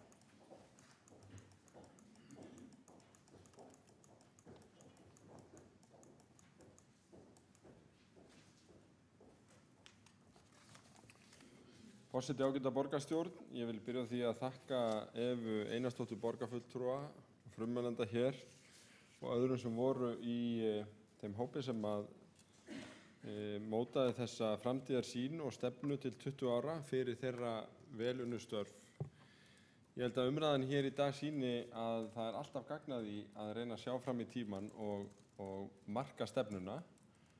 Þá verða hlutinni svolítið skýrari og að fæðast nýjar hugmyndir og við skulum vera við það búin eins og hér hefur verið nefnt að þetta mótist síðan á næstu árum eftir því sem að verkefninu vindur fram.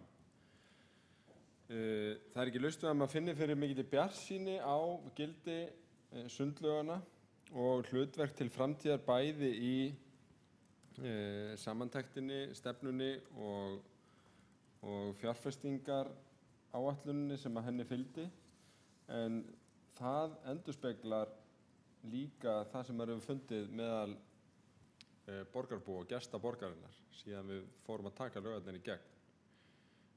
Þær eru alltaf notalegar og auðveldað eins og allt sem manni þykir vænt er ákveðin íhaldssemi og íhaldssemi þráður sem ég held að við finnum öll þegar við komum í Vesturbæjarlaugin eða Árbæjarlaugin eða Breiðholtslaugin eða Grafavoginn. En leið að þá finnum við að þessar endurbætur sem núna hafa verið gerðar hafa verið til góðs og þarna hafa líka ræst eða komið til móts við ýmsar ábendingar og beiðnir sem við höfum fengið í gegnum árin. Bara til að rifja upp að þá er búið að setja nýtt einbað og nuddpott í Árbæjarlaug, nýtt einbað í Breiðholtslaug og þar var líka ákveðið að tillögu borgarstjóra á Breiðholtsfundi borgarráðs að auglýsa eftir samstarfsaðilum að líkamsræktarstöð. Og af því að það var verið að spurja út í það hér að þá eru viðræður hafnar við þá bjóðendur sem að Innkauparskrifstofan mat gjaldgenga og ég vonast eftir því að við fáum niðurstöður næstu skref áður en of langt líður varðandi það og tek undir orðum það að þetta er mikilvægt og spennandi mál fyrir Breiðholtið allt. Í Grafarvoginum var einbaðið endurgert í Laugardalslaug þar sem að viðhald var mjög komið á tíma voru búningsklefarnir endurgerðir, nýr sjópottur, hreistibraut og leiktæki og allsherjar yfirhalning sérstaklega á yfirborði utanhús átti sér stað. Í Vesturbæjarlaug er verið að setja upp nýjan pott og farið í viðhald á búningsklefum. Það er komin ný sjósund aðstæð upp á Kjalarnesi og nýtt einbað við Ylströndina. Þannig að eins og þessi upptalning ber með sér að þá hefur ýmislegt verið gert á þessu kjörtímabili og þakka fyrir góð orð það í þessari umræðu. En framtíðarsýnin skiptir ekki minna máli. Fyrir einu ári síðan að þá datt engum í hug að við varum að ráðast í það metnaðarfulla mál að setja nýja sundlaug í Úlfarsárdal. Ekki einu sinni íbúasamtökunum þar og þau ályktuðu raunar það að þau vonuðust til þess að það kæmi í framtíðinni og kom þess vegna á óvart þegar við settum fram sýnina síðastliðið haust að flýta uppbyggingu megin þjónustu fyrir Grafarholt og Úlfarsárdal með meiri samtengingu, nýs talskóla, íþróttahús og sundlaugar, bókasafns og menningar aðstöðu. Og það má segja að í grófum dráttum að útreikningar sýni að við í raun náum að spara í fermetrum ef vel verður á haldið fyrir því að þetta verði ekki bara kennslulaug, heldur hverfislaug með því að byggja þetta svona saman.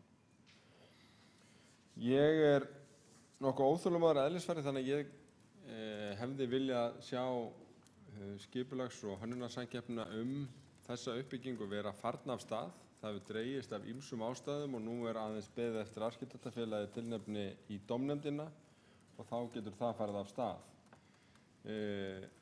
Það hefur verið í auglýsingu arkitekta eða hönnunarsamkeppni útilaug við Sundhöllina og mér finnst leiðilegt svona þegar að er einhvern veginn talað það eins og þessi tvö verkefni séu samkeppni. Þau eru það ekki, þau eru bæði í fyrsta forgangi að minnsta á þessu meirihluta og það er líka talað það í tillögu starfshópsins laugarnar í Reykjavík og þannig eigum við að hugsa þetta. Stóra sýnin fyrir Reykjavík í mínum huga er sú að öll hverfi sé í þægilegu göng- og hjólafæri frá góðri útilaug. Það þýðir að við þurfum útilaug við Sundhöllina, það þýðir að við þurfum nýja laug í Úlfarsárdal og Grafarholt og það þýðir að það er eðlilegt að hugsa nýja laug í Fossvogi þó að það sé aðeins lengra inn í framtíðinni. Og það er rétt sem hér kom fram að það var settur sérstakur hópur til að hugsa þau mál og það er vegna þess að sú laug verður á landamærum eða öllu heldur sveitarfélagamörkum milli Reykjavíkur og Kópavogs og sameiginlegur starfshópur Reykjavíkur og Kópavogs hefur nýverið skilað af sér og í borgarráði á fimmtudaginn verða tillögur hans kynntar og væntanlega í kjölfarið sendar til umfjöllunar í umhverfis- og skipulagsráði og íþrótta- og tómstundaráði. Þar eru spennandi hugmyndir á ferðinni. Það er ekki þar með sagt að við förum í þá laug á morgun. Við höfum eftir að setjast yfir það með nágrönnum okkar hvernig kostnaðarskiptingu verði fyrir komið og hvenær hún verði tímasett. En það væri auðvitað spennandi ef að hin metnaðarfulla tímaáætlun sundlaugarhópsins gengur eftir.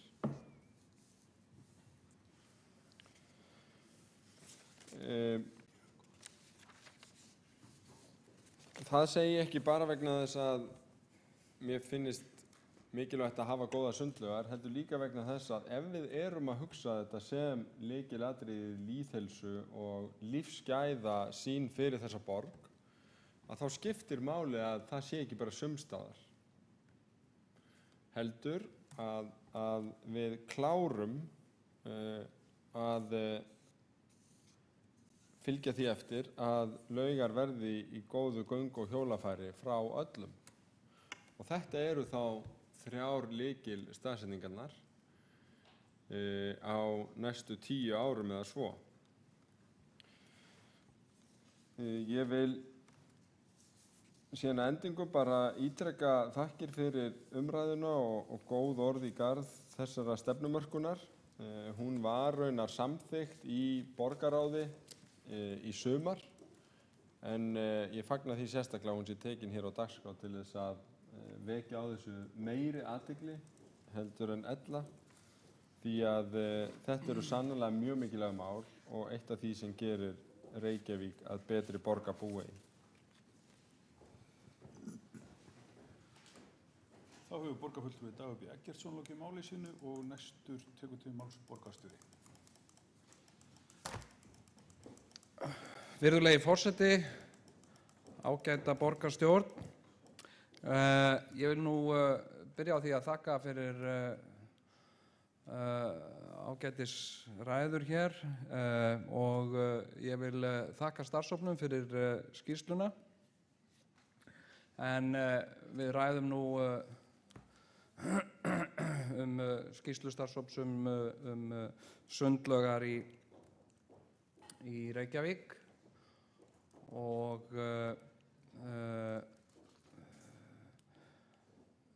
mig langaði svona aðeins að blanda mér í þá umræðu og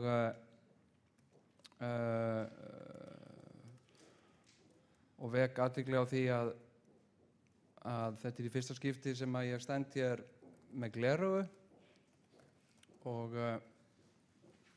tel ég að þar af leiðandi sé ákveðin tímamót að ræða.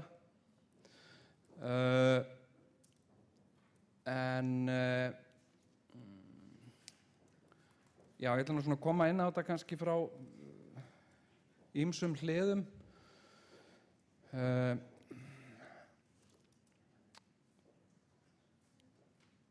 Ég tekið niður nokkra punkta og sem ég ætla kannski aðeins að ræða út frá. Ég vil kannski byrja á því að benda á það að vatn er undirstaða lífs á jörðinni. Ef að það, einhver sem veit það ekki, þá er vatn undirstaða lífs á jörðinni, sem sagt, og ekki bara svona almennt litið heldur algjörlega. Sem sagt, það er nákvæmlega hver einasta lífvera á jörðinni er háð vatni og væri ekki til ef vatn væri ekki til. Þannig að það sé alveg á hreinu. Þannig að með óbeinum hætti erum við náttúrulega að ræða vatn og í kannski svona sértæku tilfelli að notkun á vatni. Ég er þeirrar skoðunar og margir aðrir að það sé nákvæmlega það sem að geri Ísland byggilegt. Vatn. Ef væri ekkert vatn hérna þá væri líklega ekkert líf hérna.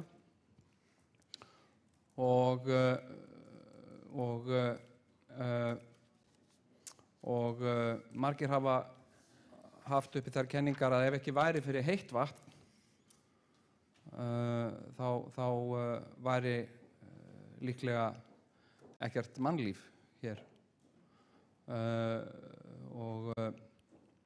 Þannig að heita vatnið er að miklu leyti það sem að gerir Ísland byggilegt og er einn af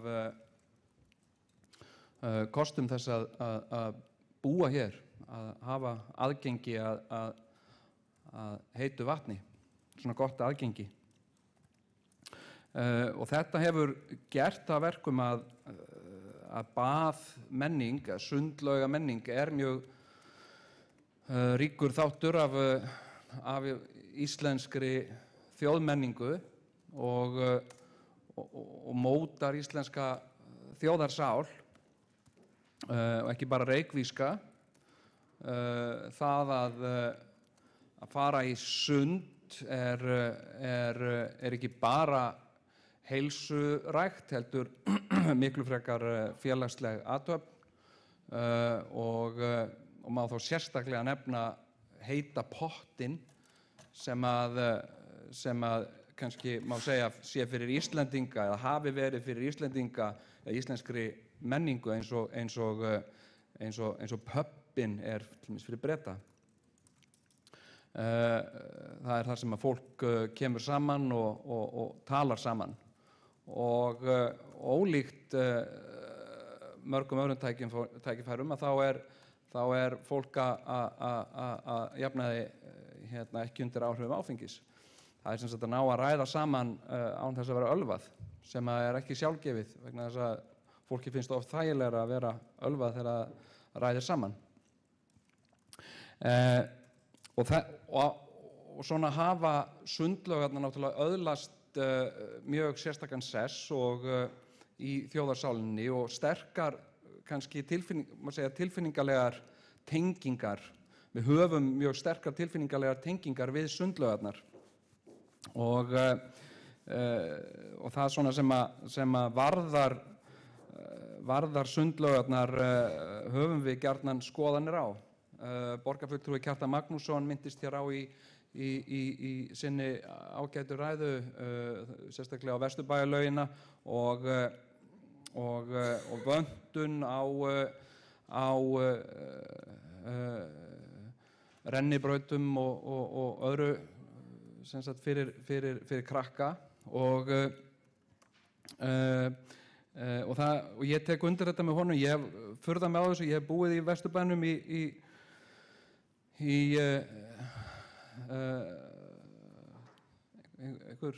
síðan 2000 og börnin mín hafa aldrei viljað fara í Vesturbæjarlaugina, þannig við höfum lítið farið þangað og almennt að börnum talin leiðinleg sundlaug og það ekkert fyrir börn og mér hefur oft fundist það leiðinlegt og mér hefur sárnað það sem Reykvíkingi að börnin mín vilji frekar jafnvel fara út á Seltjarnarnes eða eitthvað svona eða jafnvel ennþá lengur út á land til þess að fara í skemmtilega sundlaug og ég hef stundum þetta mótast mjög mikið af þessari menningu. Ég man til dæmis oft eftir því margoft gegnum tíðina að til dæmis að það var buslupotturinn í Vesturbæjarlauginni var mjög gjarnan yfirtekinn af hlaupahópum sem voru að hvíla sig eftir einhver hlaup og fannst svona þægilegt að sitja í buslupottinum og teygja og ömuðust gjarnan við börnum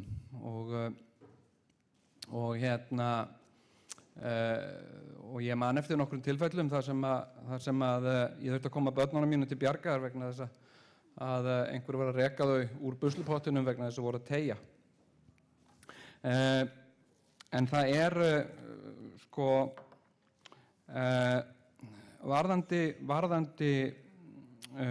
varðandi það sem að borgarfulltrúi Sóley Tómasdóttir benti á hér varðandi og vakti mig til svolítið umhugsunar að það vantaði svona kynjaðar áherslur og ég tek undir það og mundi vilja sjá kannski svona nánari útfærslu á því eða frekari upplýsingar það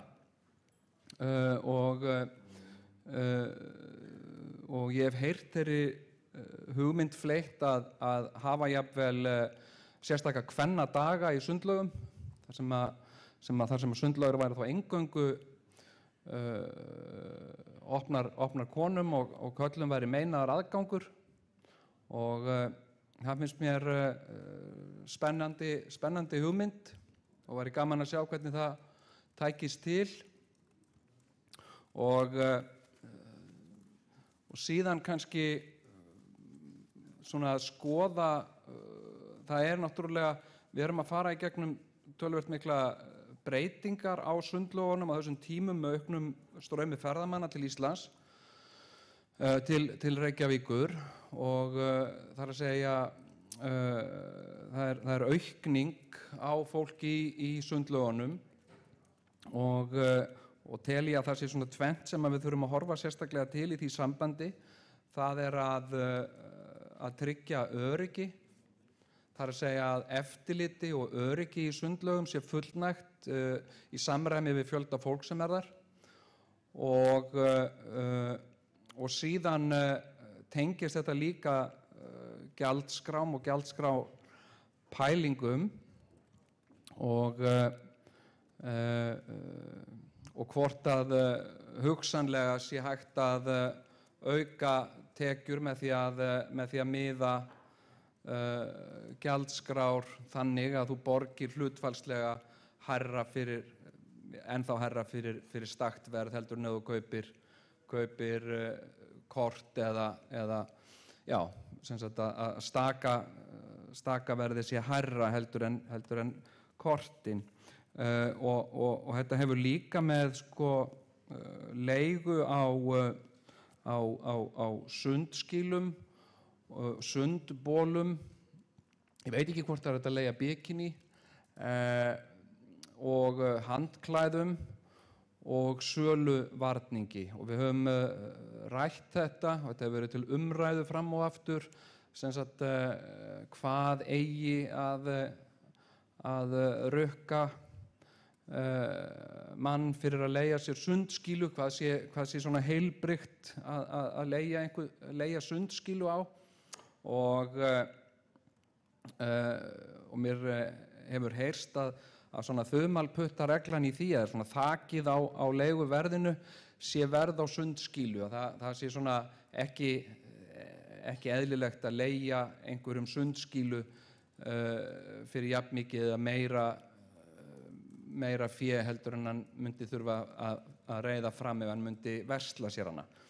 Og mér finnst það ágætis regla, síðan það náttúrulega spurning, síðan sundskýlur og sundból náttúrulega smekksatriði og ekkert endilega víst að maður þegar maður fjárfestir í sundfötum að þá velji maður endilega út frá verði.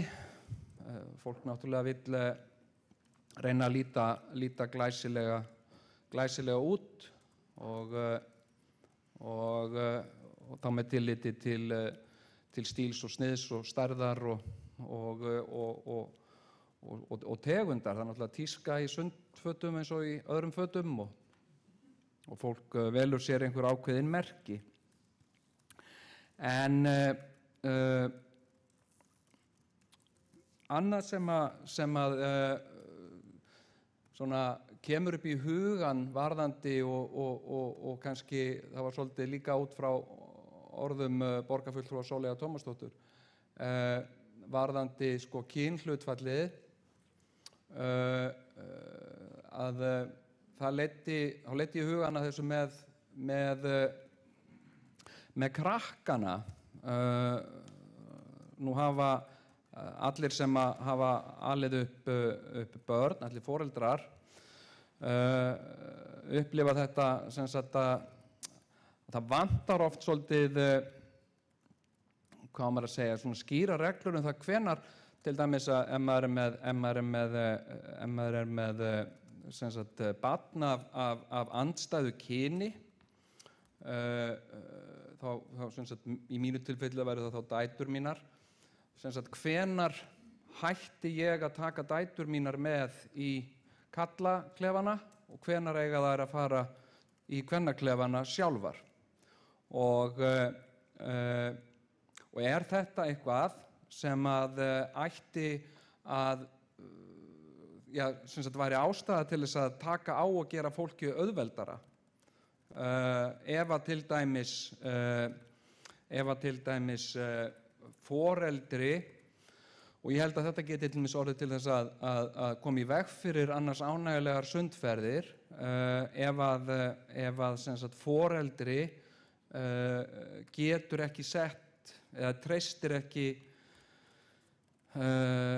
starfsfólki til að taka við barninu sínu þess að barnið sé það ungt og þetta finnst mér vera pælingar sem við ættum að skoða betur og af alvöru en íslenskar sundlaugar eru náttúrulega bara stórkostlegar í alla staði og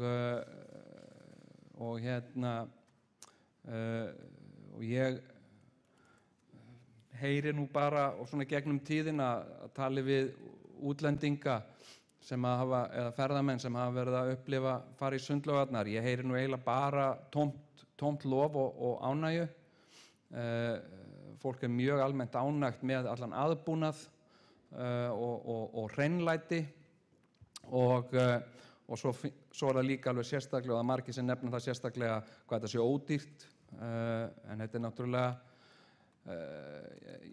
mér finnst þetta svona persónulega, mér finnst þetta að höfuðafrekum sósíalismans á Íslandi. Það eru almenningslaugarnar og síðan hvernig sundlaugarnar og hvernig sundlaugamenningin mótar okkur frá blautu barnsbeini sem manneskjur. Okkur finnst til dæmis oft skringilegt eðlilegt þegar við sjáum ferðamenn í sundlaugunum hvað eru oft spérhræddir, afklæða sig á bak við handklæði og fara jafnvel í sundföt á bak við handklæði og bak við skápurð áður en þeir fara í sturtur, og vegna þess að þeir eru ekki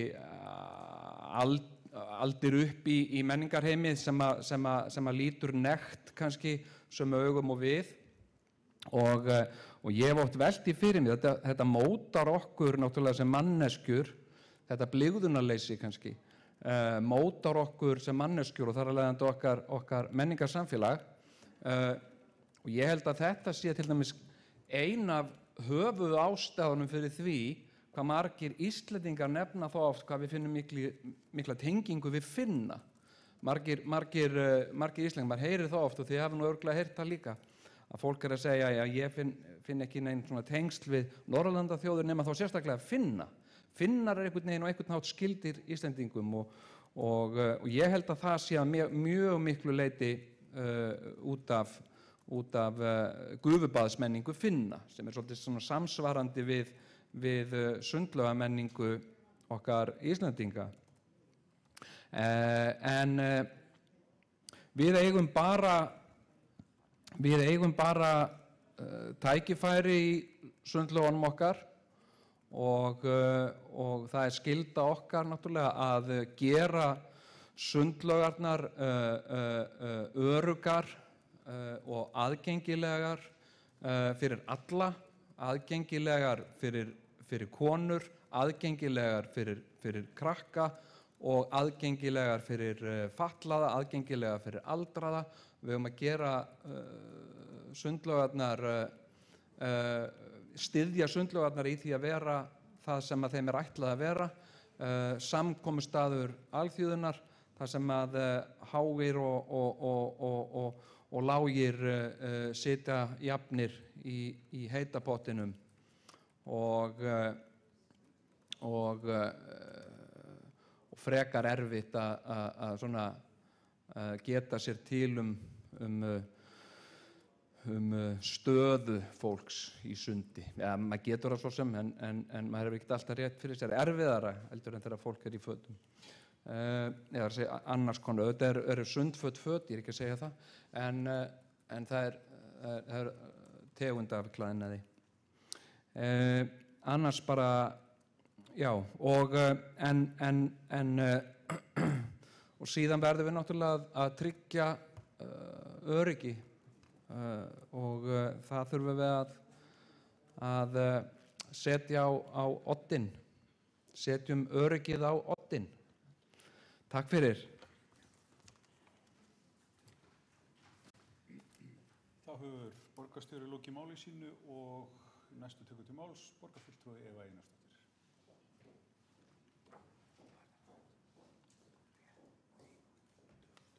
Kæri forseti, kæri borgarfulltrúar, ég ætla nú ekki að lengja mikið meira mál hér en bara þakka fyrir frábærar umræður sundlaugarnar okkar og sundmenningu. Og mér langar að segja að ég er sammála borgarstjóra að það er auðvitað vatnið sem er að vissu leyti mikil undirstaða þess að við getum notið þessara paradísar sem sundlaugar eru, og eins sjórinn sem umlíkur okkur gerir það verkum auðvitað. Þetta er einhvern veginn, þetta er vinur okkar sem við erum samt stundum dálítið hrædd við. Þannig að þetta svona markar okkur, held ég, svona algjör vatnaþjóð. Þannig að það er auðvitað aðgangur að heitu og góðu vatni er auðvitað forsenda þess að við getum, held ég, búið upp á svona flotta þjónustu. Ég held að það gerist nú ekki ofta að ég verð að vera borgarstjórunum algjörlega ósammála þegar kemur að við förum aftur á Vatnsrennubrautinni. Dóttir mín hún vill fara í Vesturbæjarlaug þegar ég vill fara í laug sem eru meiri rólegheit, þar sem ég heiti ekki Jón og Gunnu í næsta potti, og þannig að ég held að sé mjög misjafnt hvernig fólk lítur á það, en það er allt í lagi að vera stundum ósammála, það er bara algjörlega eðlilegt. En já, bara takk fyrir góðar umræður og ég hlakka til að ræða þar og halda áfram að þróa og gera laugarnar enn betri fyrir lífsgæði borgarbúa.